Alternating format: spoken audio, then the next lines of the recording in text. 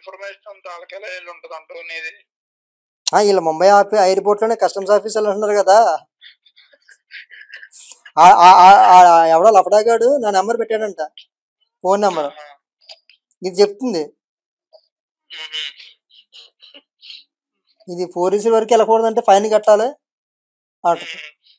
వస్తే బురదగా ఉంటాను, నువ్వు నిజంగా కస్టమ్స్ ఆఫీసర్ అయితే అందులో డ్రగ్స్ ఉంటే నాకు నోటీసులు పంపి నన్ను జైలుకి పంపవే. ఇలాగే అన్నాను. ఈ మనీ డీలింగ్స్ ఏంటో ముంచా, తెలివి తక్కువ నుంచి అనుకున్నావా?